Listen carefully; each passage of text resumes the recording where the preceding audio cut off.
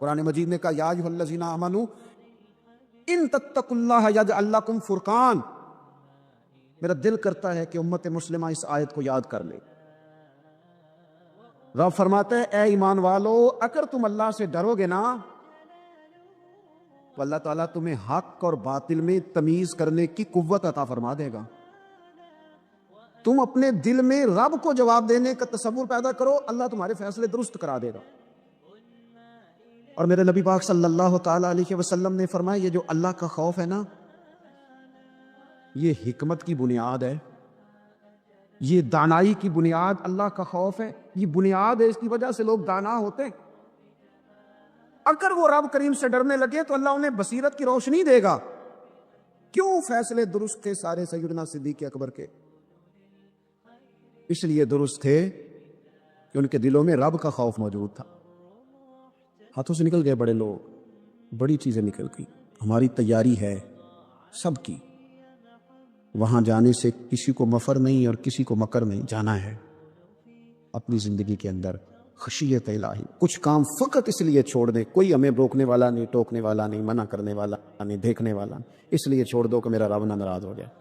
محمود غزنوی گزر رہے تھے تو ایک بوڑھے کو دیکھا, اس کے ہاتھ کامتے ہیں تو پھر بھی وہ زمین کھود رہا ہے اور ایک درخت لگا رہا ہے. تو محمود غزنوی اس بوڑھے کو دیکھ کے نا تو بڑے حیران ہوئے, اس کے قریب گئے. تو دو قسم کی سوچیں ہوتی ہیں نا, ایک یہ سوچ ہوتی ہے کہ بڑا لالچی ہے, اس عمر میں بھی یہ کیا کر رہا ہے, یہ بھی سوچ ہوتی ہے. اور ایک سوچ یہ ہوتی ہے کہ یار کتنا بھلا آدمی ہے, دیکھو اب بھی محنت کر کے گزر رہا ہے. سوچ ہی ہے نا, منفی کر لیں یا مثبت کر لیں. تو محمود غزنوی آگے بڑھے اور آگے بڑھ کے نا تو آپ اس بوڑھے سے کہنے لگے کہ بابا یہ کیا کر رہے ہو؟ تو کہنے لگے میں درخت لگا رہا ہوں. تو کہنے لگے بزرگوں اب آپ کی جو عمر ہے نا یہ عمر نہ تو آپ اس کے پھل کھا سکیں گے نہ چھاؤں میں بیٹھ سکیں گے, اور آپ کو تکلیف بھی بڑی ہے. تو بابا جی محمود کو جانتے ہی نہیں تھے, پلٹ کے کہنے لگے بیٹا چلو میں نہیں پھل کھاؤں گا تو میرے پوتے تو کھائیں گے نا, میرے نواسے تو کھائیں گے نا, تو آپ چھوڑے مجھے, میں تو اگلی نسلوں کا بھلا کر رہا ہوں. اب یہ سوچ ہماری بڑی کم ہوتی, یہ بڑی کم سوچ ہوتی, پوتے کھائیں گے نواسے کھائیں گے. تو محمود غزنوی بادشاہ تھے, بڑے راضی ہوئے, کہنے لگے یار بابا تیری تو سوچ بڑی شاندار ہے, قوم کا نفع کرنے والی سوچ ہے. اس نے کہا ایک تھیلی اشرفیوں کی بابا جی کو دے دو. بابا جی نے نا وہ تھیلی اشرفیوں کی جب قبول کی, پکڑی تو بابا جی بڑے مسکرائے. محمود کہنے لگا کیا ہوا؟ تو فرمانے لگے بیٹے تم نے تو کہا تھا کہ میں اس کا پھل نہیں کھاؤں گا, میں نے تو ابھی لگایا نہیں ہے, اللہ نے پھل مجھے پہلے ہی عطا فرما دیا ہے. تم تو کہہ رہے تھے کہ پھل نہیں کھاؤں گا, ابھی تو لگایا نہیں تو اللہ نے پھل دے دیے. محمود بڑا راضی ہوا, اس نے کہا یار بابا تو بڑی اونچی سوچ کا مالک ہے, ایک تھیلی اور دو بابا جی کو, اور دے دو ایک تھیلی. ایک اور تھیلی دی بابا جی کو تو بابا جی پھر ہنسے, کہنے لگے محمود میرا خلوص دیکھ, میں اللہ کے بندوں کا نفع کرنا چاہتا تھا نا تو میں نے ابھی لگایا نہیں. لوگوں کے باغ میں سال میں ایک دفعہ پھل لگتا ہے, اللہ نے مجھے 2 دفعہ پھل عطا کر دیا. محمود نے کہا تیسری بھی دو بھی بابا جی کو تھیلی. آپ سوچ تو بنائیں نا صاحب. ہم یہ سمجھتے ہیں کہ شاید یہ محدود ہو جائے گا, میں کسی کے بچے کو پڑھا دوں گا تو شاید وہ میرے بچے کا نصیب لے اڑے گا, میں کسی کو کچھ دے دوں گا تو شاید وہ ادھر سے آ کے نا تو ہمارا کام خراب کر جائے. او بھائی ایسا نہیں ہوتا, اس کو سمجھ, میرا رب تو بڑا کریم ہے, تو بانٹتا جاتا ہے تو اللہ تجھے نوازتا جاتا ہے, تو دیتا جاتا ہے تو اللہ تجھے عطا کرتا جاتا ہے. آپ یہ ذہن بنائیں کسی کا فائدہ کرنے کا, کسی کا نفع کرنے کا, کسی کو کچھ دے ڈالنے, کسی کے اوپر رحمت کی برکھا برسانے کا آپ ارادہ کریں, اللہ تبارک و تعالیٰ آپ کو نواز دے گا. ہم جہاں بیٹھے ہوتے ہیں نا لوگوں کو ہماری ضرورت ہوتی ہے. حضرت عبداللہ ابن عمر رضی اللہ تعالیٰ عنہ نے 100 دینار الگ کر کے رکھا ہوا تھا, پورا 100 دینار, بہت بڑے پیسے ہوتے تھے اس زمانے میں. تو آپ کے بچے کہتے کہ ابا جی یہ پیسے سائڈ پہ کیوں رکھے ہوئے ہیں؟ تو فرماتے پتر یہ میں نے لوگوں کو ادھار دینے کے لیے رکھے ہوئے. خاصی مشکل بات نہیں کر دی میں نے, ہماری تو دکانوں پہ لکھا ہوا ہے ادھار بند ہے, موٹا کر کے لکھا ہوا ہے ادھار بند ہے, یعنی نقد والے آ جاؤ, ادھار والے بالکل نہ آنا. تو ادھار کون لیتا ہے؟ امیر آدمی. اور بھائی سنیں, ادھار کون لیتا ہے؟ غریب آدمی. اور ہمارا کیا حال ہے کہ ہم کہتے ہیں بھائی وہ یہ نہیں کہہ رہا کہ مجھے بھیک دے دو, وہ کہہ رہا یار ذرا مہربانی کرو, میں نا یہ میرے ایک دوست کہنے لگے کہ وہ کیا بنا ہے، سنا تھا ایک شخص کو پھانسی ہونے لگی، عدالت کا فیصلہ آیا۔ میں نے کہا یہ وہ لوگ تبصرہ کرتے جو پیٹ بھر کے روٹی کھاتے، یہ ان لوگوں کا تبصرہ ہے۔ وہ پیٹ بھر کے روٹی کھاتے، رات تبصرہ کریں گے، فیس بک پہ اپنی رائے دیں گے۔ لیکن جو آدمی آدھا کلو گھی صبح فیکٹری جانے سے پہلے گھر دے گیا تھا نا، وہ جب رات کو آتا ہے تو اس کی بیوی ڈرتے ہوئے اسے یہ نہیں کہتی کہ وہ عدالت کے فیصلے کا کیا بنا ہے، اس کی بیوی تو اس کو کہتی ہے کہ وہ جو آپ گھی لائے تھے وہ ختم ہو گیا۔ اور سویرے بچوں نے جب اسکول جانا ہے تو پراٹھے بنانے کے لیے میرے پاس گھی کوئی نہیں، یقیناً آپ کو تکلیف ہوگی، تو اب کرنا کیا ہے؟ تو میرے بھائی ان کو کہاں تبصرہ یاد رہتا ہے کہ آج نئی بات کیا ہوئی ہے، تو کوئی نئی خبر سناؤ کہ اور پھر سناؤ کہ کوئی نمی تازی، یہ باتیں تو ان کو یاد رہتی ہیں جو پیٹ بھر کے کھاتے ہیں، جن کو پھر کوئی فکر نہیں۔ ان لوگوں کے یہ کام ہے، وہ کریں گے سیاسی تبصرے۔ وہ کسی شخص نے کیا خوب کہا تھا کہ غربت نے میرے بچوں کو تہذیب سکھا دی، اب سہمے ہوئے رہتے ہیں، شرارت نہیں کرتے۔ غربت نے میرے بچوں کو تہذیب سکھا دی، وہ اب سہمے ہوئے رہتے ہیں، وہ شرارت نہیں کرتے۔ وہ نہیں شرارت کرتے اس لیے کہ وہ تو کونے میں لگے بیٹھے ہیں کہ کسی غریب کا کھلونا نہ ہمارے ہاتھ سے ٹوٹ گیا، وہ سہمے ہوئے رہتے ہیں، وہ شرارت نہیں کرتے۔ تو میرے عزیز، حضرت عبداللہ ابن عمر 100 دینار ہے، ابا جی یہ کس لیے ہے؟ تو فرماتے ہیں میں نے ادھار دینے کے لیے رکھا ہوا ہے۔ حضور کیا مطلب؟ فرمایا میرے نبی پاک علیہ السلام نے فرمایا ہے کہ کسی بندے کو تم نے اگر قرض لینا ہو نا، تو وہ غریب ہو تو اس پر تم آسانی کرنا، اور جتنے پیسے تم نے لینے ہوئے اگر وہ تنگ دست ہو تو آسانی کرنا۔ فرمایا جتنے پیسے تم نے لینے ہوئے، جتنے دن گزر گئے، اللہ روزانہ اتنے پیسے صدقہ کرنے کا تمہیں ثواب عطا فرمائے گا۔ تو میں نے یہ غریبوں کی مدد کے لیے رکھے ہوئے ہیں۔ کوئی غریب لے جاتا ہے، اپنا کام چلا لیتا ہے، پھر وہ واپس کر دیتا ہے تو میں کسی نئے کو دے دیتا ہوں، تو اپنا کام چلا لیتا ہے۔ یارو ہاں، کچھ لوگ ایسے ہوتے ہیں جن کے جنازوں پہ لوگ آ کے بتاتے ہیں، جنازوں پہ آ کے بتاتے ہیں کہ جب میری بیٹی کی شادی تھی تو یہ بابا رات کی تنہائی میں آیا تھا۔ جنازوں میں آ کے لوگ بتاتے ہیں کہ ہاں فلانی سردیوں میں جب میرے کپڑے میرے پاس موجود نہیں تھے تو یہ آیا تھا مجھے جوڑا دینے۔ اور پھر لوگ بہت بڑے پروفیسر، لیکچرار، عالم فاضل آ کے بتاتے میرے پاس کتابوں کے پیسے کوئی نہیں ہوتے تھے، اور یہ مرد کلندر تھا جو ہر امتحان سے پہلے آتا تھا اور آ کے مجھے کہتا تھا کہ یہ پیسے رکھ لو، کوئی نہیں میں لے لوں گا واپس، ہو جائے۔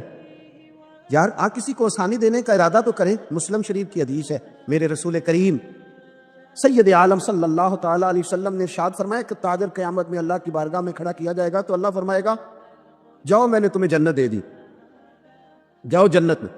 تو پتہ تو سارا ہے نا سردار نے کی ہیں، تو وہ اللہ کے حضور حاضر ہو کے عرض کرے گا مالک میں تو اپنی خطائیں جانتا ہوں کتنی زیادہ ہیں، اللہ میں تو مستحق نہیں تھا، تو میرے مالک یہ جو کرم ہوا ہے اس کا سبب پوچھ سکتا ہوں؟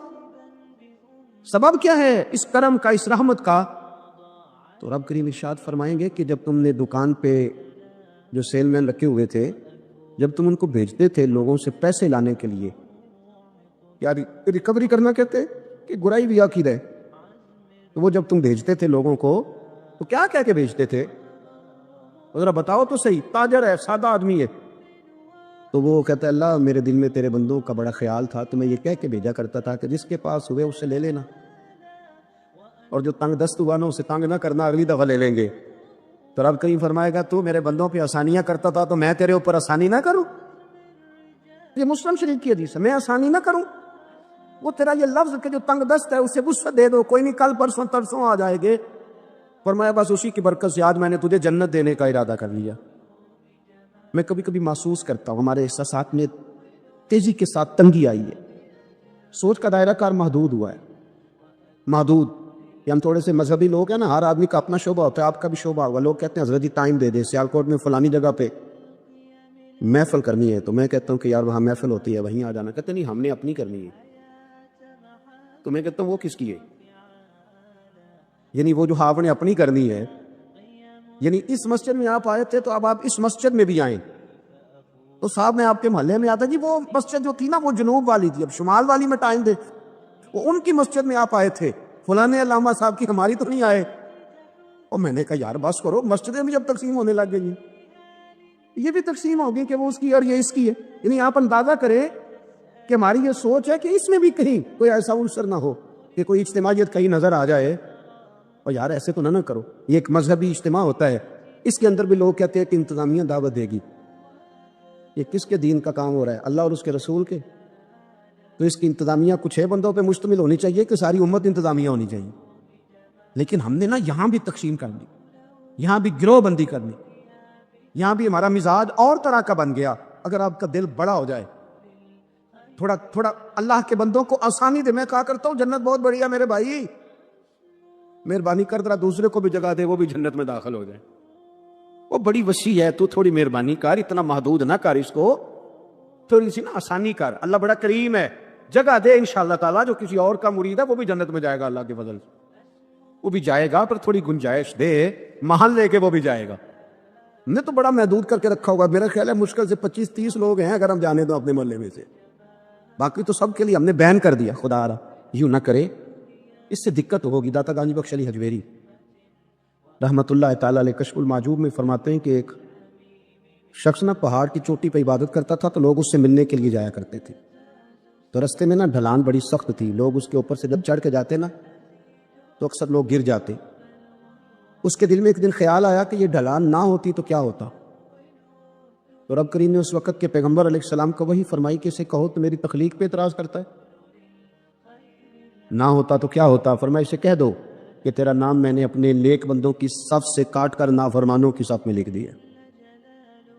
وہ کہہ دو. اللہ کے نبی نے پیغام دیا تو وہ سجدے میں گر گیا. وہ تجھے کیا ہوا؟ کہنے لگا حضور آپ نے کہا ہے نا کہ اللہ نے میرا نام لیا ہے. میں کہاں، اور میرے رب نے میرا نام لے لیا ہے. حضور چلے، میں تو سمجھتا تھا میں کسی کھاتے میں نہیں، اللہ نے میرا نام لے لیا، یعنی میرا نام. اسے تو وجد ہو گیا. وہ پیغمبر کی بارگاہ میں عرض کرنے لگا حضور آپ میرا پیغام اللہ کے حضور عرض کر دیں گے؟ کہا ہاں میں کہہ دوں گا. تو وہ عرض کرتا ہے حضور اللہ کی بارگاہ میں یہ عرض کیجئے کہ یا اللہ میرے لیے جہنم کا فیصلہ تو ہو ہی گیا ہے، لیکن مالک میرا دل کرتا ہے کہ میرا وجود اتنا بڑا کر دے، اتنا بڑا کر دے، تو قادر ہے اتنا بڑا کر دے کہ ساری دوزخ میں میں ہی پورا آ جاؤں. اللہ میرا دل نہیں کرتا تیرا کوئی اور بندہ جہنم میں جائے. میری طبیعت نہیں مانتی کہ تیرے محبوبوں کا کلمہ پڑھنے والے، تیرے نبیوں کا کلمہ پڑھنے والے دوزخ میں چلے جائے.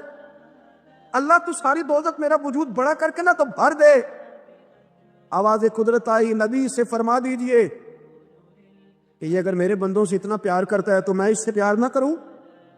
اسے کہہ دیجئے اس کے گناہ بھی بخش دیے، اسے ولیوں میں بھی شامل کر لیا، اور قیامت میں یہ جس جس کی سفارش کرے گا اللہ سب کو جنت عطا کر دے گا. پر یہ ہے کہ پروگرام ہی نہیں ہے. اتنی محدود سوچ. تھوڑا تھوڑا پیار کریں، تھوڑی تھوڑی محبتوں میں وسعت لائیں. آپ تھوڑا شوق جمع کریں اپنا. آپ یہ مزاج بنائیں کہ مجھے اللہ کے بندوں سے محبت کرنی ہے.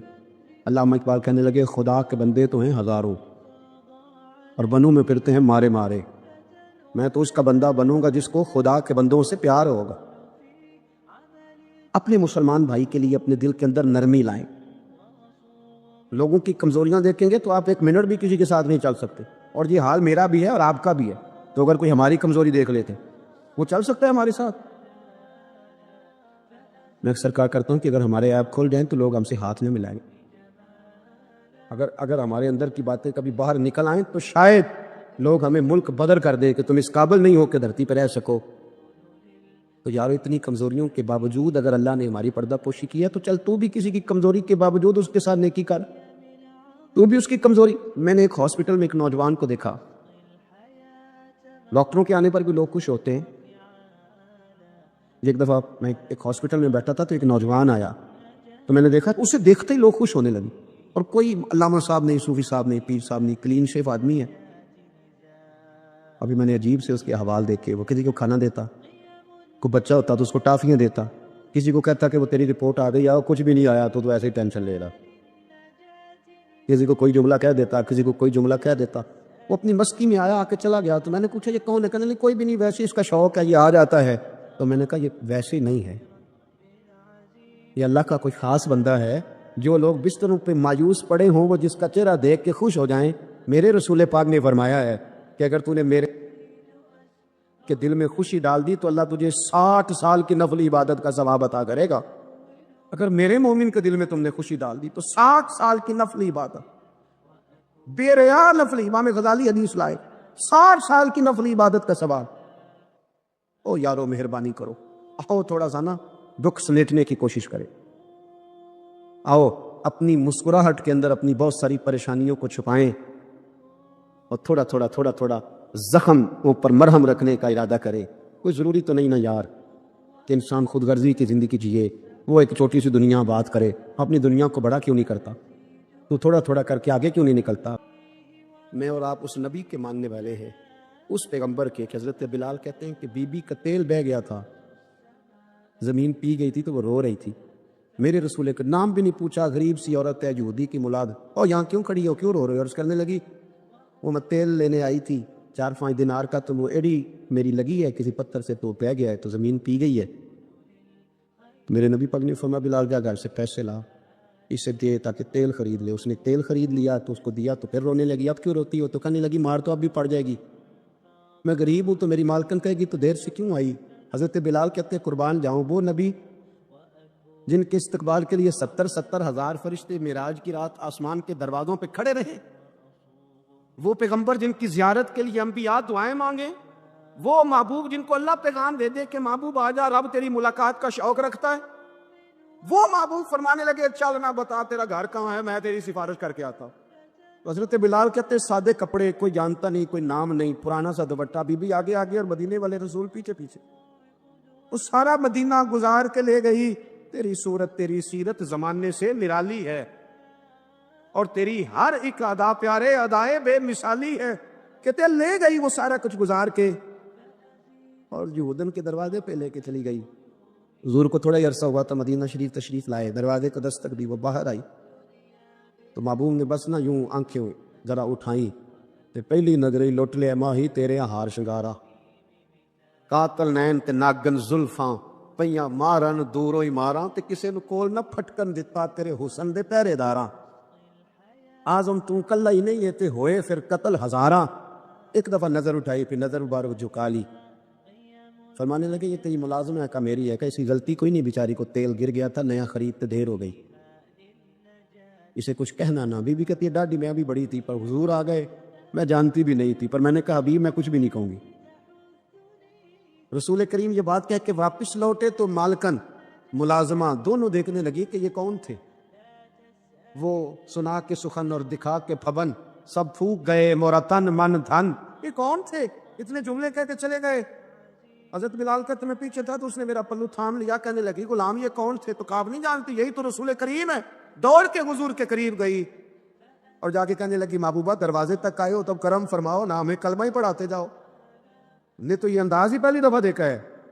کسی نے کہا تھا کہ الجھے ہوئے لوگوں سے گریزاں نہ ہوا کر, اور حالات کی قبروں کے یہ کتبے بھی پڑھا کر. ہر وقت کا ہنسنا تجھے برباد نہ کر دے, تنہائی کے لمحے ہوں تو کبھی رو بھی لیا کر.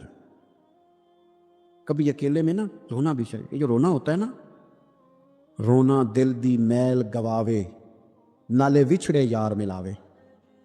آپ یقین کریں زندگی گزر گئی لوگوں کی روتے پر دنیا داری کے لیے, گھر کے حالات کے لیے, اپنی عزت کے لیے.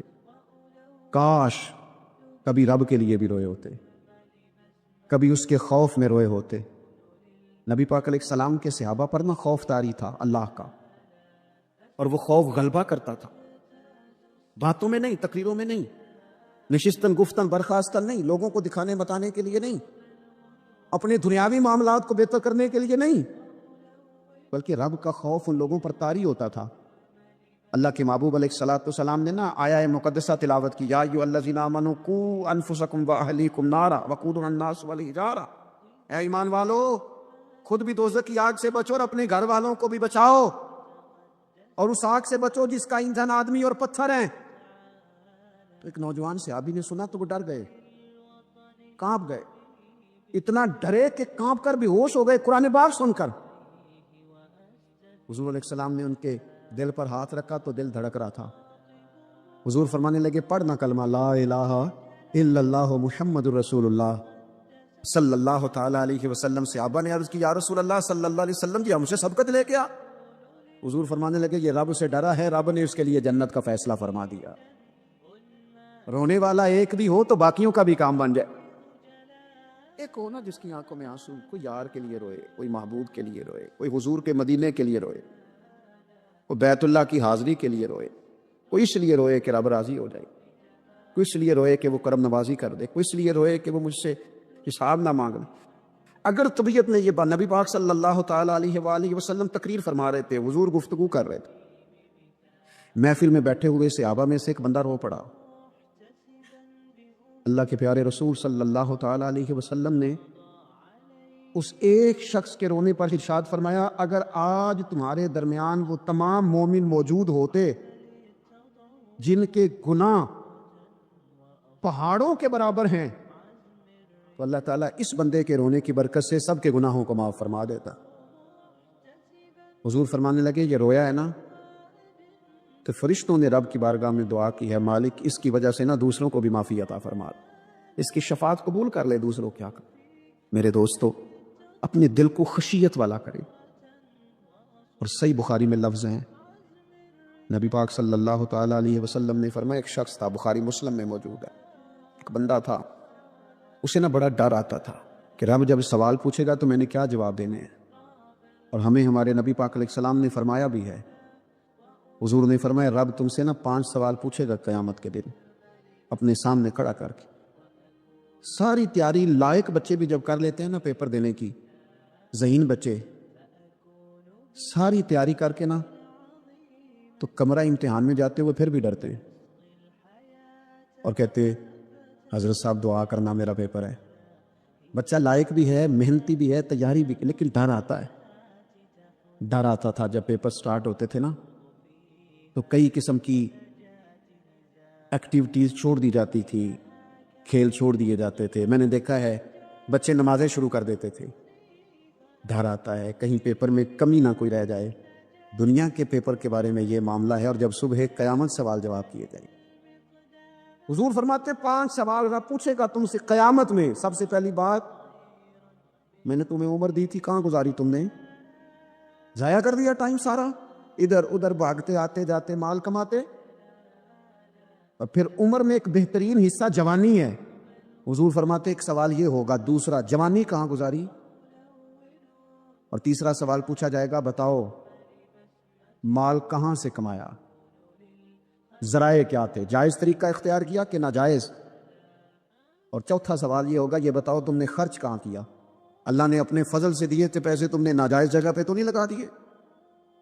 اور 5واں سوال یہ ہوگا کہ جو تمہیں پتہ تھا، جو تم جانتے تھے، جس کا تمہیں علم تھا، جس کا تمہیں شعور تھا، بتاؤ تم نے اپنے علم پر عمل کتنا کیا؟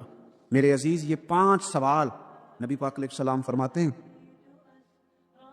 ایک بندہ تھا جو بڑا ڈرتا تھا رب کی بارگاہ میں کھڑا ہونے سے، اتنا ڈرتا تھا کہ خوف طاری ہو گیا، اس پر خشیت پیدا ہو گئی۔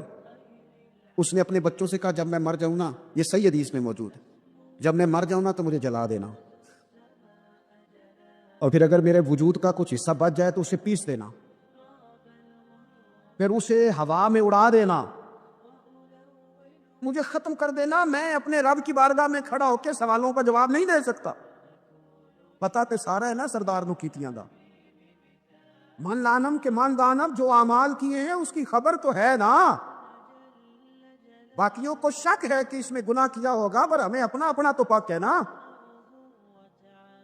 پتہ تو سارا ہے نا۔ کہا میں نہیں کھڑا ہو سکتا اس کے حضور، مجھے جلا دینا، میری راکھ بھی بہا دینا، اڑا دینا ہواؤں میں۔ نبی پاک علیہ السلام فرماتے بندہ تھا سچا، یہ کام اس نے کیا اللہ سے ڈر کے۔ کریم محبوب علیہ السلام فرمانے لگے اللہ تعالیٰ نا قیامت کے دن ذرات کو حکم دے گا کہ اس کے وجود کے ذرے جمع کرو، اس کا وجود جمع کیا جائے گا، جس رب نے پہلے بنایا ہے وہ دوبارہ بنانے پر بھی قادر ہے۔ اس کے ذرات کو جمع کر کے گوشت پوشت دے کے وجود دے کے کھڑا کر کے اللہ پوچھے گا بتا یہ کام کرنے کا تجھے کس نے کہا؟ عرض کرے گا مالک میں ڈر گیا تھا نا، تیری بارگاہ میں کھڑا ہوں، سوالوں کے جواب دوں، یہ کام مشکل تھا، میں ڈر گیا۔ تو نبی پاک صلی اللہ تعالی علیہ وسلم فرمانے لگے،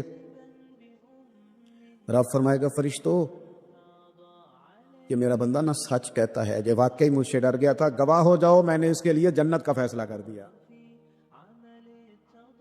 اپنی طبیعت میں، اپنے مزاج میں. اور یہ خوف خدا گھر سے شروع کریں. بیوی سے گفتگو کرتے بھی اللہ سے ڈریں، ماں باپ کے حقوق ادا کرتے بھی اللہ سے ڈریں. اگر اللہ نے آپ کو وسعت دی ہے، بہن بھائی کمزور رہ گئے ہیں، تو اللہ سے ڈریں اس مسئلے میں. اگر اللہ تعالیٰ نے آپ کو کسی شخص کے اوپر حاکم بنایا ہے، کوئی آپ کا ملازم ہے، کسی شخص کو آپ کے پاس ڈیوٹی کرنا پڑتی ہے، تو اس کے بارے میں اللہ سے ڈرے. میرے نبی پاک علیہ السلام نے اپنے ظاہری وصال کے وقت جو وصیتیں فرمائی تھی، فرمایا تھا عورتوں کے بارے میں رب سے ڈرنا، اپنے غلاموں کے بارے میں، ملازمین کے بارے میں رب سے ڈرنا، اور آپ کے پاس، میرے پاس جو امانتیں ہیں ان امانتوں کے بارے میں رب سے ڈرے. اور ہمارے پاس جو دین کی امانت آئی ہے، ہمیں جو نبی پاک کا امتی بنایا گیا ہے، ہمیں جو کہا گیا ہے کہ تم رسول اللہ صلی اللہ علیہ وسلم کے اعلیٰ اخلاق پہ عمل کرنا، تو ڈرو نا اس بات سے. اتنے عظیم رسول کے امتی ہو کر ہمارے حالات کیا ہیں؟ ایک بزرگ کی بات لکھی جو تابعی ہیں، وہ فرماتے ہیں کہ ان بزرگوں کا طریقہ یہ تھا کہ وہ لوگوں سے چھپ کے نا پہاڑ کے پیچھے عبادت کرتے تھے، اور پوزیشن ان کی یہ تھی کہ کسی سے ملتے نہیں تھے. بالخصوص فجر کی نماز سے لے کر عصر کی نماز تک بکریاں رکھی ہوئی تھیں، ان کو چراتے رہتے تھے فرات کے کنارے، اور نفل پڑھتے رہتے. اس وقت کو ملنے بھی نہیں آتا تھا. ایک شخص بڑی دور سے ان کی شہرت سن کے آیا، میں نے تو ملنا ہے. لوگوں نے کہا وہ اس وقت نہیں ملتے، ناراض ہوتے. اس نے کہا اللہ کا بندہ ہے نا، ناراض ہو بھی جائے گا تو لمبا ناراض رہے گا نہیں، اللہ والے جلدی راضی ہو جاتے. پہنچ گئے. اب وہ بابا جی نماز پڑھ رہے تھے تو کہتے میں نے عجیب منظر دیکھا کہ بابا جی فرات کے کنارے نماز پڑھ رہے ہیں، اور ایک بھیڑیا ان کی بکریوں کی حفاظت کر رہا ہے. کہتے میں حیران رہ گیا کہ بھیڑیا تو بکریاں کھایا کرتا ہے اور یہاں چرا رہا ہے. کہتے میں جب گیا تو بابا جی نوافل میں مشغول تھے، مجھے دیکھ کے کہنے لگا اس وقت کیوں آئے؟ میں نے کہا حضور اگر آئے گیا ہوں تو پھر مہربانی کرے قبول فرما لیں. میں بیٹھ گیا تو میں نے کہا حضور یہ بھیڑیا بکریاں چرا رہا ہے، بھیڑیا اور بکریے کی صلح کب سے ہو گئی؟ تو فرماتے ہیں لمبی تقریر نہیں، ہلکا سا جملہ. فرمانے لگے جب سے بکریوں کے مالک نے رب سے صلح کر لی ہے نا، تب سے بھیڑیوں نے بھی بکریوں سے صلح کر لی ہے. بکریوں کے مالک نے رب سے صلح کر لی، گناہ چھوڑ دیے، اس کی فرما برداری میں اب پھر اسے بکریاں چلانے کی ضرورت نہیں رہی. بکریاں نا اب بھیڑیا چراتا ہے. کہتے ہیں میرے اوپر کپ کپی طاری ہو گئی بزرگوں کی بات سن کے، اور مجھے پیاس لگی اور خواہش آئی کہ پتہ نہیں اب بابا جی کچھ کھلائیں پلائیں گے بھی کہ نہیں، بابا جی کچھ کھلائیں گے بھی کہ نہیں. کہتے میرے دل میں خیال تھا تو بزرگوں نے نا ایک لکڑی کا پیالہ، ان کے پاس وہ غار میں بیٹھے تھے تو ایک چھوٹا سا پتھر تھا، اس کی ڈھلان بنی ہوئی. بابا جی نے اس کے نیچے لکڑی کا پیالہ رکھا، وہ رکھا ہی تھا تو وہ دودھ سے بھر گیا. کہتے انہوں نے مجھے دیا تو ٹھنڈا اور میٹھا دودھ، میری طبیعت خوش ہو گئی. بابا جی نے دوبارہ وہی پیالہ اسی جگہ رکھا تو شہر سے بھر گیا. 1000 سال پہلے داتا صاحب لکھ رہے ہیں. کہتے مجھے دیا.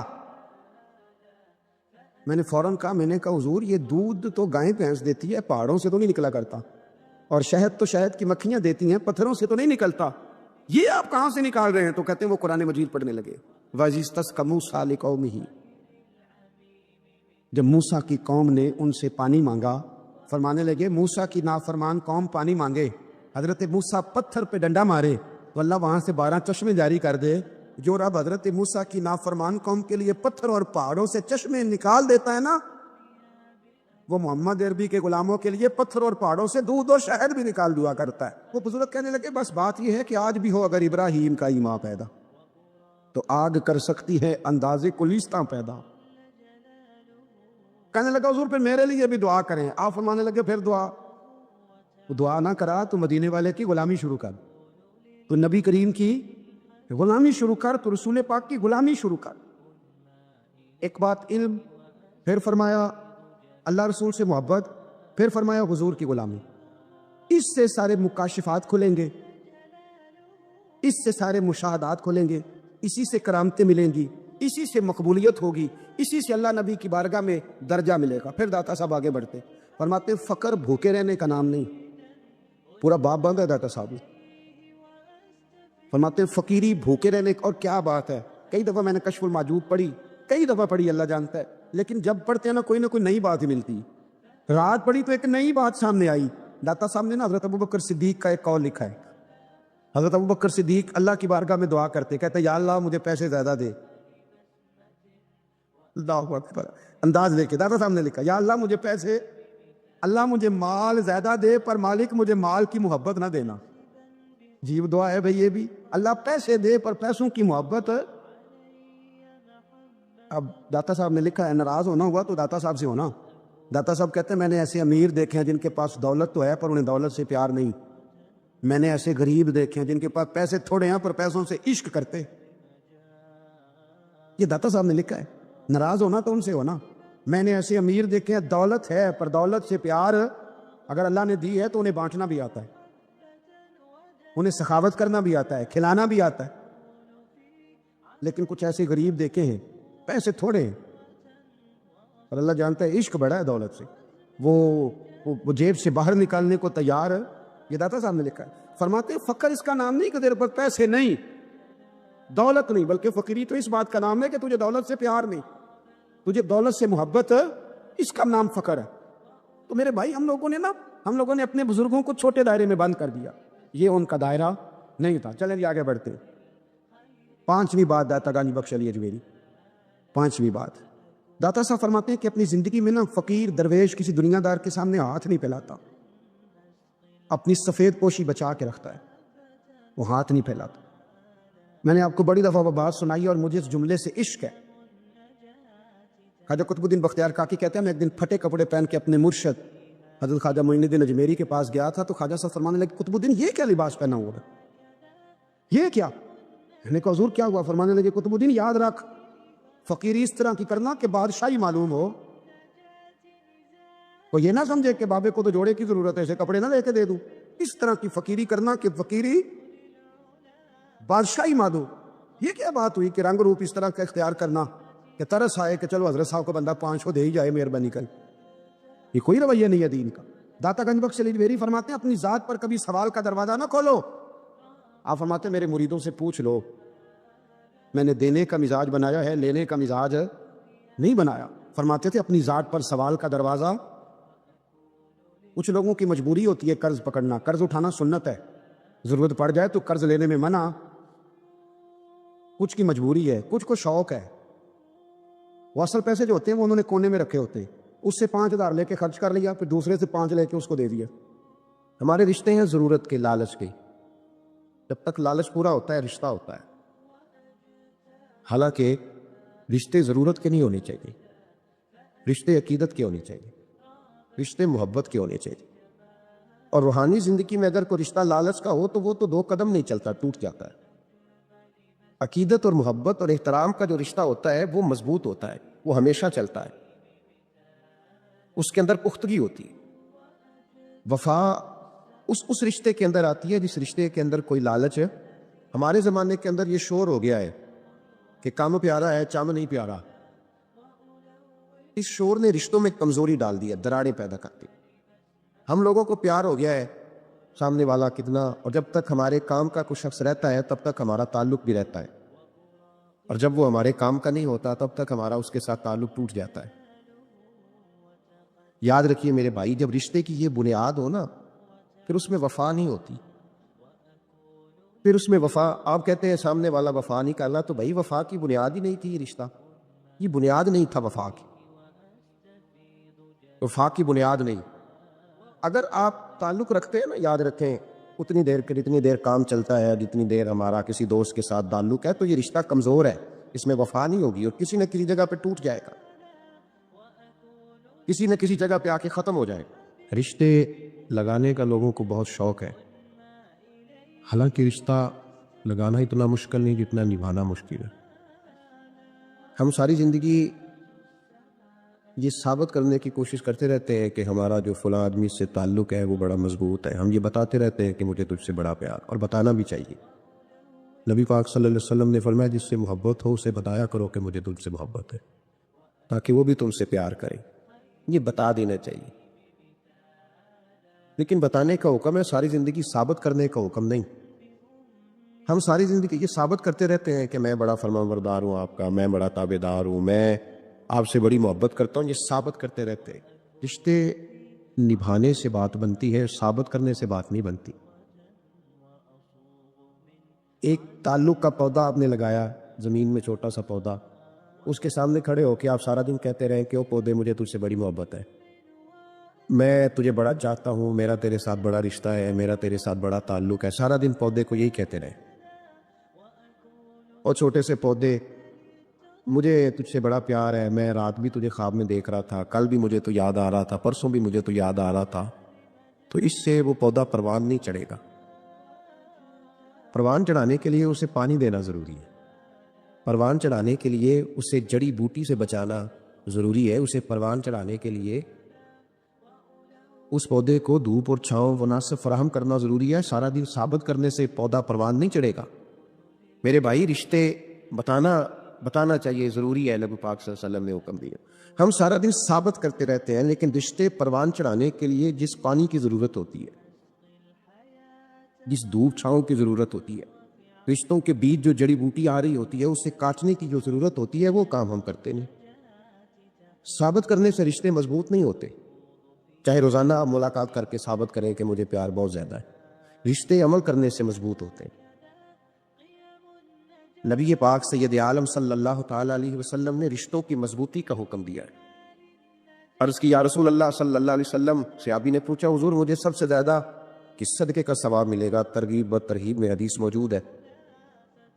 حضور کس صدقے کا ثواب سب سے زیادہ ہے؟ تو اللہ کے رسول نے فرمایا، تیرا رشتہ دار ہو، تجھ سے ناراض ہو اور ضرورت مند ہو.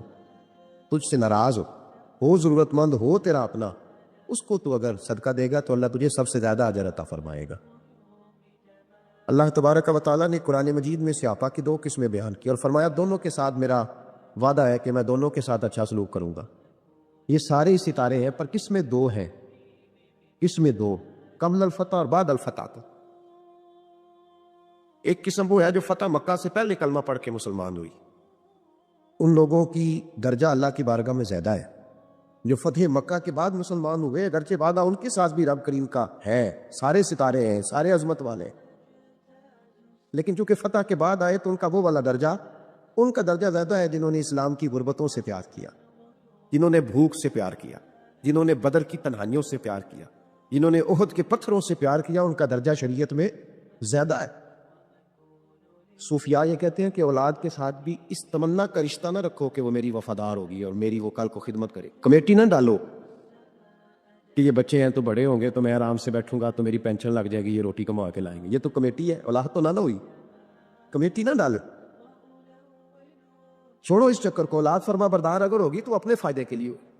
ہم نے اس سے یہ لالچ بھی، حضرت عبداللہ بن مبارک رحمۃ اللہ تعالیٰ علیہ فرماتے ہیں، لالچ کے رشتے ہیں دنیا کے، لالچ کے. آپ کے انتقال کا وقت آیا تو اماں بڑا رو رہی تھی. عبداللہ بن مبارک رحمۃ اللہ علیہ اپنی اماں سے کہنے لگے، اماں تو کیوں روتی ہے؟ تیرے تو اور بھی بیٹے ہیں، تو کو میرے بعد لوارث تو نہیں ہو جائے گی؟ آخری وقت ہے، نزا کال. اماں تو کیوں روتی ہے؟ اور بھی بیٹے ہیں. اماں کہنے لگی، بیٹا اور بھی بیٹے ہیں، پر جس طرح کا دھیان تو رکھتا تھا وہ نہیں رکھتے، جس طرح وقت پہ دوائی تو لا کے دیتا تھا وہ نہیں لا کے دیتے، جس طرح تو میرے کھانے پینے کا خیال رکھتا تھا وہ. کہنے لگے، اچھا اماں، اس کا مطلب ہے تو مجھے نہیں رو رہی، تو اپنی ضرورتوں کو رو رہی ہے کہ روٹی کون دے گا، کھانا کون لائے گا، دوائی. میں سمجھا تھا شاید مجھے رو رہی ہے. بیوی سے پوچھا، تو کیوں رو رہی ہے؟ کہنے لگی، تیری وجہ سے میری بادشاہی تھی، تو موجود ہے تو خاندان میں، معاشرے میں میرا ایک وقار ہے، تیرے پاس تو بیوہ کی زندگی ہوگی. آپ فرمانے لگے، اوہو، میں سمجھا تھا شاید مجھے رو رہی ہے، تو اپنے وقار کو رو رہی ہے. بیٹوں اور بیٹیوں سے پوچھا، تمہاری آنکھوں میں کیوں آنسو چھلکتے ہیں؟ کہنے لگی، ابا، جس پیار سے باپ شادی کرتا ہے دوسرا کوئی نہیں کر سکتا، اور جس محبت سے باپ لا کے کما کے دیتا ہے دوسرا کوئی نہیں دے سکتا. فرمانے لگے، اوہو، میں سمجھا تھا مجھے رو رہے ہو، تم تو شادیوں کو رو رہے، میرے ساتھ تو تعلق ہی نہیں. پھر عبداللہ بن مبارک رونے لگے، پھوٹ کے روئے. کسی نے کہا، آپ کیوں روتے ہیں؟ فرمایا، آج سمجھ آئی ہے، میرے ساتھ اگر بے لوث رشتہ ہے تو یا خدا کا ہے یا محمد مصطفیٰ کا ہے صلی اللہ علیہ وسلم. آج سمجھ آئی ہے. وہ میں نے جن کے ساتھ تعلق مضبوط کیا ہی نہیں، کبھی فجر چھوڑی، کبھی زور چھوڑی، کبھی ایک رہ گیا، کبھی وہ رہ گیا، کبھی داڑھی کا پروگرام بنا، کبھی رہ گیا. جن کے ساتھ میں کمزور تھا وہ میرے ساتھ مضبوط تھے، اور جن کے ساتھ میں مضبوط تھا ان کا میرے ساتھ کیا حال. یہ کمزوری ہے رشتوں میں، وفا نہیں. ہمیں تو بھائی کام پیارا ہے، چم نہیں. بالکل. بچے شکایت کرتے ہیں، کہتے ہیں ابا کماؤ پتر سے پیار کرنے لگا ہے. بچے شکوا کرتے ہیں، کہتے ہیں جو آدمی جیب میں زیادہ پیسے ڈالتا ہے ابا جی کا پیارا ہے. باپ شکوا کرنے لگے ہیں، کہتے ہیں میں مالدار ہوتا تو میرے بچے بھی فرما بردار ہوتے. رشتوں کو روح کا رشتہ بنائیں، وفا کا رشتہ بنائے. وفا کا. کتے کا ذکر قرآن پاک میں آیا ہے، اس لیے آیا ہے کہ اس نے اللہ کے ولیوں سے وفا کی تھی. اس لیے آیا ہے کہ اس نے اللہ کے ولیوں کے ساتھ وفاداری کی. وفاداری کی تو اللہ نے اس کا ذکر ہے. قرآن ایک بادشاہ تھا. بادشاہ جو ہوتے تھے ان کے اپنے اپنے مزاج ہوتے تھے. اس بادشاہ نے 4 5 6 کتے رکھے ہوئے تھے، اور کتے بڑے بڑے کتے تھے، اور بڑے وہ خون خار کتے تھے، چیر پھاڑ کھا جاتے تھے، شیر جتنے ان کے قد تھے. بادشاہ تھوڑا سا کسی آدمی سے ناراض ہوتا نا تو ایک بہت بڑے پنجرے کے اندر ایک بہت بڑا سوراخوں کا گھر اس نے بنایا ہوا تھا. اس میں کتے ہوتے تھے، اور کتے کو جب باندھ کے رکھا جاتا ہے تو زیادہ زہریلا ہو جاتا ہے، وہ زیادہ اس کے اندر کرواہٹ آتی ہے، زیادہ کاٹتا ہے. اس نے قید کیے ہوئے تھے. کتے تو بڑے زہریلے تھے. جس آدمی سے بادشاہ تھوڑا سا ناراض ہوتا نا تو وہ کتے کے آگے اس آدمی کو ڈالتا، کتے اس کو چیر پھاڑ کے کھا جاتے. یہ سزا تھی، لوگوں کو پتا تھا. بادشاہ کے وزیر نے بڑی خدمت کی بادشاہ کی، 35 سال تک نوکری کی. لیکن ہر سورج نے غروب تو نہیں ہوتا ہے نا، ہر چاند نے ڈلنا بھی ہوتا ہے. اب بوڑھا ہونے لگا، وہ جو مضبوط حافظہ تھا وہ کمزور ہونے لگا، ہلکی ہلکی غلطی. بادشاہ مزاج کا بادشاہ تھا، پر نہیں سمجھ میں آیا. تو میں نے کہا کہ لوگ کہتے ہیں ہمیں کم پیارا ہے، چم نہیں. تو رشتہ وفا کا تھا ہی نہیں. وزیر سمجھنے لگا کہ اب نہ میں بھی غلطیاں کرنے لگا ہوں، تو ایسا نہ ہو کسی دن میں بھی ان کتوں کا شکار ہو جاؤں. اس نے بادشاہ سے کہا کہ بادشاہ مجھے آہستہ آہستہ معذرت کرنے لگا، قدم ہٹانے لگا کہ مجھے چھٹی دے دی جائے، میں بوڑھا ہو گیا ہوں. لیکن اس نے کہا نہیں نہیں، جب تک میری طبیعت نہیں مانتی تم نہیں جا سکتے. اتلے کولینال لوگ تھے. وزیر خاموش ہو گیا، پریشان رہنے لگا. غلطی ہو گئی ہے تو پھینک دے گا. ایک تجویز اس کے ذہن میں آئی. وہ جو پنجرے، کتوں کے پنجرے پر محافظ بیٹھا تھا نا، جو ان کو کھانا ڈالتا تھا، روٹی ڈالتا تھا، گوشت دیتا تھا، اس کو ایک دن کہنے لگا یار تیری ڈیوٹی ہے سارا دن کتوں کو کھانا دینے کی، گوشت دینے کی، تو 2 4 دن ڈیوٹی مجھے نہیں دیتا؟ تو لے لے، میں تو پہلے پریشان ہوں، سارا دن ان کی دیکھ بھال کرتا ہوں. اس نے کچھ تھوڑا سا گوشت لیا، پنجرے کے باہر کھڑے ہو کے کتوں کو ڈالا. اگلے دن تھوڑی روٹیاں لے آیا، کتوں کو ڈالی. 2 4 دن، ہفتہ، مہینہ، سال بھر اتنا اس کو موقع ملا وہ دن بھر خدمت کرتا. بس وقت ایک دن آ گیا، بادشاہ کو کوئی بات اچھی نہ لگی. اس نے کہا اس بڈھے کو اٹھاؤ اور ڈالو کتوں کے پنجرے میں. ساری زندگی یہاں رہا، اسے ابھی تک نہیں پتا چلا میرے مزاج کا. اٹھا کے پنجرے میں ڈالا نا تو بجائے اس کے کہ کتے اسے کاٹ کھاتے، وہ اس کے پیر چومنے لگے. وہ پیر چومنے لگے، ہاتھ چومنے لگے، چاٹنے لگے. تو بادشاہ سامنے کھڑا تھا نظارہ دیکھنے کو کہ چیر پھاڑ کرتے تو خوش ہوا کرتا تھا، خونخوار درندے جیسی اس کی طبیعت ہو گئی. جب دیکھا وہ پیار کر رہے ہیں تو بادشاہ وزیر سے کہنے لگا یہ کیا ہے؟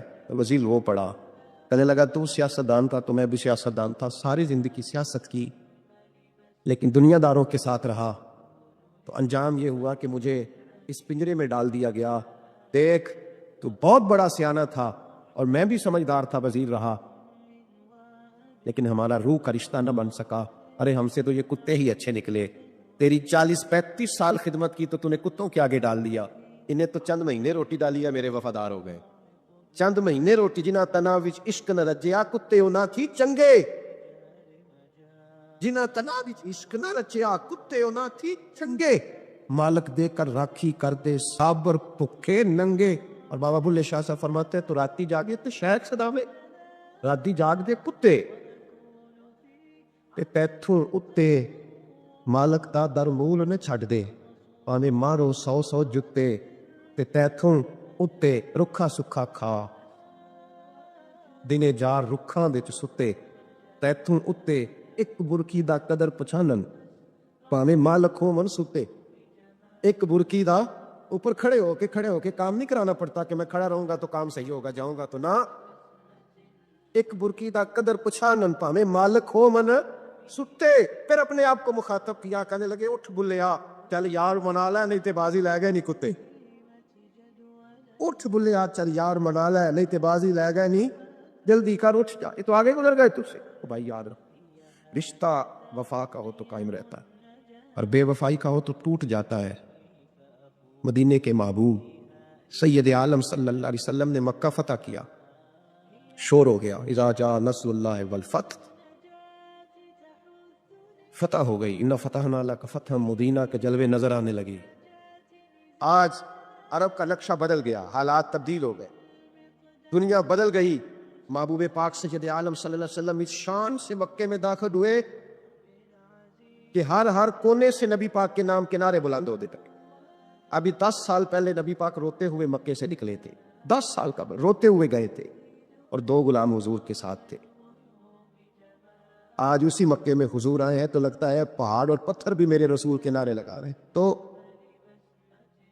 ایک عروج ہو گیا، حالات ایک نیا رخ اختیار کر گئے، اور مکہ مکرمہ کے اندر اللہ تبارک، اب تو احاطہ بڑا ہو گیا ہے، مطاف بہت بڑا ہو گیا ہے، حرم شریف کی مسجد کو وسعت دے دی گئی ہے، لاکھوں لوگ آ سکتے۔ اس وقت جب 10,000 لوگ آئے نا تو سیرت نگار کہتے ہیں یوں لگا جیسے درختوں پہ بھی لوگ چڑھے ہوئے، پہاڑوں پہ بھی لوگ، اتنا مجمع تھا، کہاں 2-3 لوگ اور کہاں ہزاروں کا اجتماع۔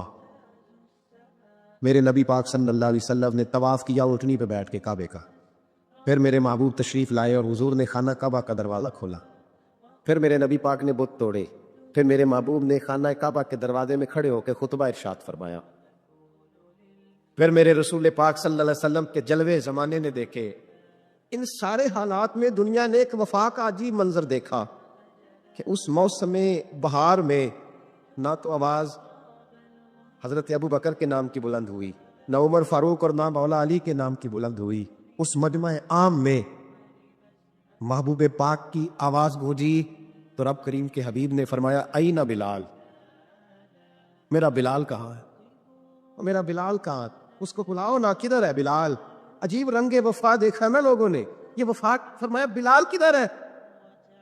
حضرت بلال ہاتھ باندھے سب سے پیچھے، وہ شہرت سے بچنے والا پیچھے پیچھے رہتا ہے، جی چاہتا ہے ساری غزلیں اس ظالم کے نام کروں۔ پیچھے تھے حضرت بلال رضی اللہ تعالیٰ عنہ، دوڑے حضور میں حاضر ہوں، فرمایا ادھر آ یار، کعبے کی چھت پہ تو چڑھ ذرا، آزار تو سنا۔ ایک صحابی حضور کے کان میں بولے، اور یہ بھی حکمت الہی تھی کہ وہ بولے، حضرت بلال کی شان ظاہر ہونی تھی کان میں، یا رسول اللہ کافر پہلے مر گئے، پہلے کوئی حال نہیں ان کا، آج تو بالکل ہی ختم ہو گئے حضور، آج آپ کا سکہ چل گیا ہے، بلال کے بڑے دشمن ہیں، بلال کو رہنے دے، کوئی اور نہ آج اذان دے دے۔ کان میں بات کہی تھی، چاہیے تھا جواب بھی کان میں آتا، اور معصوم آمنہ فخر آدم و بنی آدم وفا کا خطبہ پڑھنے لگے، وفا کا خطبہ شروع ہوا۔ میرے حبیب علیہ السلام نے فرمایا، کان میں بات کی تھی، حضور کان میں جواب دیتے، لیکن حضور نے فرمایا چپ کر یار، تو نے عجیب بات چھیڑ دی ہے، جب مکے میں پتھر کھانے ہو تو بلال، اور جب بدر میں تلواریں چمکے تو بلال، احد میں پتھر برسے تو بلال، اور گلے میں کس کے رسی باندھ کے سے مکے کی گلیوں میں گھسیٹا جائے تو بلال محمد محمد کہے، اور آج اللہ عزت دے تو کسی اور کو چڑھاؤں، فرمایا چپ کر کے سارے نیچے کھڑے رہو۔ آج کعبے کی چھت پہ بلال کھڑا ہوگا تو میں دنیا کو بتاؤں گا وفا کس چیز کا نام ہوا کرتا، بلال ہی چڑھے گا کعبے کی چھت پہ۔ کس نے ذروں کو اٹھایا اور صحرا کر دیا، یہ کس نے قطروں کو ملایا اور دریا کر دیا، اور کس کی حکمت نے یتیموں کو کیا در یتیم اور غلاموں کو دنیا بھر کا مولا کر دیا۔ بن کے رحمت کوئی آتا ہے چلا جاتا ہے، بن کے رحمت کوئی آتا ہے چلا جاتا ہے، بن کے رحمت کوئی آتا ہے چلا جاتا ہے، سب کو دامن میں چھپاتا ہے چلا جاتا ہے، سب کو دامن میں چھپاتا ہے چلا جاتا ہے، بن کے رحمت کوئی آتا ہے چلا جاتا ہے، رک جا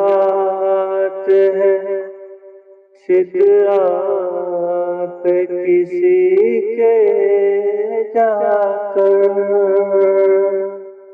पाँव रुक जाते हैं सिदरा पे किसी के जाकर, और कोई आगे बढ़ाता है चला जाता है। और एक पहाड़ी इलाके से एक आवाज आई, किसी पुकारने वाले ने कहा या रसूल अल्लाह। हुजूर ने पलट के देखा तो हरदी बंधी हुई थी।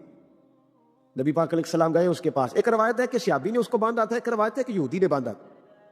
हुजूर गए, आके कहा क्या बात है? तो उसने करने लगे या रसूल अल्लाह, ये बंदा मुझे कैदी बना के लाया और आप मेरे थनों को देखे दूध से भर गए, बच्चे मेरे तड़प रहे, अगर थोड़ी देर के लिए ये मुझे छोड़ दे तो मैं वादा करती हूं दूध पिला के फौरन वापस आ जाऊं। नबी पाक सल्लल्लाहु अलैहि वसल्लम ने यहूदी से कहा छोड़ दो। उसने कहा अगर ना आई तो? नबी पाक ने फरमाया ये सच्चे से वादा कर लिया तो सच्चा करके दिखाए। हुजूर के जमाने के जानवर ये सच्चा वादा करके दिखाए। नबी पाक सल्लल्लाहु अलैहि वसल्लम ने उसे छोड़ दिया। तो जानवर को जब आप बंधे हुए को छोड़ते हैं तो बड़ी तेज दौड़ता है। इतनी तेज दौड़ी कि जंगलों के अंदर और पहाड़ों में गुम हो गई, नजर ही नहीं आ रही किधर गई। जब वो गुम हो गई तो वो यहूदी कहने लगा वो तो गायब हो गई, इस तरह गई है कि लगता ही नहीं था पलट के आएगी। महबूब ने फरमाया नहीं, ये जरूर आएगी, ये सच कह के गई है, ये लौटेगी। वो यहूदी कहता जब मैंने कहा ना नहीं आएगी तो वाह मेरे महबूब तेरी शान पे भी कुर्बान जाए। हुजूर चारपाई पे उसके पास बैठ गए, फरमाया चल मैं बैठता हूं बतौर गारंटर के, मैं बैठता हूं, आएगी तो मैं जाऊंगा, यही बैठा हूं। वो कहते हुजूर बैठे रहे, शाम ढलने लगी, मैंने कहा कोई नहीं आई, फरमाया फिक्र न कर आएगी। कहते थोड़ी ही देर गुजरी तो वो लहराती हुई आई, वो दौड़ती हुई आई। पहले आके उसने हुजूर के कदम चूमे, सजदा किया और फिर वो शुक्रिया अदा करके वापस गई। जहां रस्सी बंधी हुई थी उसके पास जाके बैठ गई, कहने लगी मुझे बांध लो। नबी करीम अलैहिस्सलाम ने फरमाया जा इसे जाके बांध। उसने बांध लिया तो हुजूर फरमाने लगे चल मेरे हाथ बेच दे, मैं खरीद लेता हूं। उसने अर्ज की हुजूर नहीं मैंने नहीं बेचना। कहा क्यों? अर्ज करने लगे या रसूल अल्लाह उसे नहीं बेचना, मैंने अपना बेचना है, मुझे कलमा पढ़ा दे, उन्हें मुसलमान होना है, और जब मैं गुलाम हूं तो मेरी हर शय आपकी है। मेरे रसूल पाक अलैहिस्सलाम ने उसे आजाद कर दिया। इमाम जुरकानी फरमाया करते थे तू सच बोलेगा तो आजाद हो जाएगा, झूठ बोलेगा तो कैदी रहेगा। नबी करीम अलैहिस्सलाम ने फरमाया अल्लाहुम्मा इन्नी आऊज़ु बिका मिनल इल्मि ला यनफ़उ, ऐ अल्लाह मैं उस इल्म से तेरी पनाह मांगता हूं जो इल्म तो हो पर उससे नफा ना उठाया जा, जो इल्म तो हो पर उस पर अमल ना हो। दाता साहब रहमतुल्लाह अलैह फरमाते इल्म हमेशा इसलिए सीखना कि अल्लाह तबारक व तआला तुम्हें उसका नफा अता करे और फिर आगे बढ़ते हैं। तो आप फरमाते हैं जब इल्म सीख लो तो फिर ना अल्लाह रसूल से इश्क करना, फरमाते हैं फिर नमाज़ें पढ़ना आसान हो जाएगा, रोज़े रखना आसान हो जाएगा, कुरान मजीद पढ़ना आसान, मोहब्बत करना। और आपने मिसाल दी, जहाँ भी कोई बात समझाते हैं एक मिसाल देते हैं, मिसाल दी। फरमाने लगे हज़रत अब्दुल्लाह इब्न मुबारक रहमतुल्लाह तआला अलैह फरमाते हैं मैं शुरू में एक औरत पे आशिक हो गया था, समझाने के लिए बात करते, आशिक हो गया था एक औरत पे, तो मैंने शाह की नमाज उसके मोहल्ले में जाके पढ़ी। चूंकि मेरा मजहबी घराने से ताल्लुक था, नमाज में पढ़ता था, तो इमाम साहब जो थे ना, ये दाता साहब ने लिखा है कशफुल माजूब, इमाम साहब ने ना आयात जरा लंबी पढ़ी, तो मेरे दिल में ख्याल आया कि मौलाना आप तो फारिग है तो हमें तो और भी काम है। तो कहते नमाज से फारिग होकर मैं उसके घर के चक्कर लगाता था, सारी रात घूमता रहता था। वो चंद लम्हों के लिए छत पे आती थी, दो एक बात करती थी, चली जाती थी। हद ये है कि मुझे कभी उस पर गुस्सा भी नहीं आया और उसका इंतजार करके कभी मैं थका भी। ये दाता साहब लिख रहे हैं। हजरत अब्दुल्लाह इब्न मुबारक फरमाते हैं एक रात में गया, इसी तरह मैंने नमाज पढ़ी, फिर मैं उसके घर गया। मैं सारी रात, सर्दियों की ठंडी रात, 11-12 घंटे उसके घर का तवाफ करता रहा, माज़अल्लाह चक्कर लगाता रहा।